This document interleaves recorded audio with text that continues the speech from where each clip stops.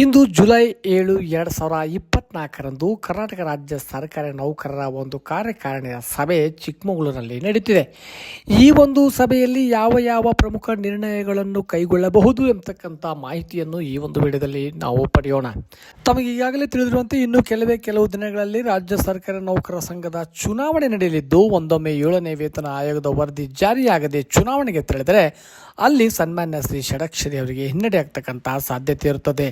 ಹಾಗಾಗಿ ವರದಿ ಜಾರಿಯಾದ ನಂತರ ಚುನಾವಣೆಗೆ ತೆರಳಿದರೆ ತಮ್ಮ 2ನೇ ಅವಧಿಯಲ್ಲಿ 7ನೇ ವೇತನ ಆಯೋಗದ ವರದಿ ಜಾರಿಗೊಳಿಸಿದ ಶ್ರೇಯಸ್ಸು ಅವರಿಗೆ ದೊರೆತು ಮುಂದಿನ ದಿನಗಳಲ್ಲಿ ಮತ್ತೆ 3ನೇ ಅವಧಿಗೆ ಅಧ್ಯಕ್ಷರಾಗ್ತಕ್ಕಂಥ ಹಾದಿ ಸುಲಭವಾಗುತ್ತದೆ. ಇಲ್ಲದಿದ್ದರೆ ಕಷ್ಟ. ಹಾಗಾಗಿ 7ನೇ ವೇತನ ಆಯೋಗದ ವರದಿ ಜಾರಿಗೊಳಿಸುವ ಪ್ರಯತ್ನದ ಹಿನ್ನೆಲೆಯಲ್ಲಿ ರಾಜ್ಯದ ಎಲ್ಲ ವೃಂದದ ಅಧ್ಯಕ್ಷರುಗಳು ಒಪ್ಪಿಗೆಯನ್ನು ಪಡೆದು ಮುಷ್ಕರ ದಿನಾಂಕವನ್ನು ನಿಗದಿಪಡಿಸತಕ್ಕಂಥ ಸಾಧ್ಯತೆ ಈ ಒಂದು ಸಭೆಯಲ್ಲಿ ನಡೆಯುವ ಸಂಭವವಿದೆ. ಹಾಗಾಗಿ ಮುಷ್ಕರದ ದಿನಾಂಕ ಇಂದು ನಿಗದಿಯಾದರೆ ಇದರಿಂದ ರಾಜ್ಯ ಸರ್ಕಾರ ಸಂಕಷ್ಟಕ್ಕೆ ಸಿಲುಕಿಸತಕ್ಕಂಥ ಪ್ರಯತ್ನ ಒಂದು ರಾಜ್ಯ ನೌಕರರ ಸಂಘ ಮಾಡಲಿದೆ. ಏಕೆಂದರೆ ಮುಂಬರ್ತಕ್ಕಂಥ ಜುಲೈ 15ರಂದು ನಡೆಯುವ ಸಂಪುಟ ಸಭೆಯಲ್ಲಿ ಇದರ ಬಗ್ಗೆ ಆದೇಶ ಹೊರಡಿಸತಕ್ಕಂಥ ಅನಿವಾರ್ಯತೆ ರಾಜ್ಯ ಸರ್ಕಾರಕ್ಕೆ ಬರುತ್ತದೆ.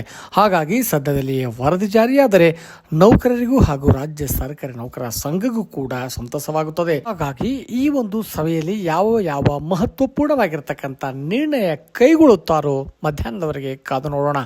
ಧನ್ಯವಾದಗಳು.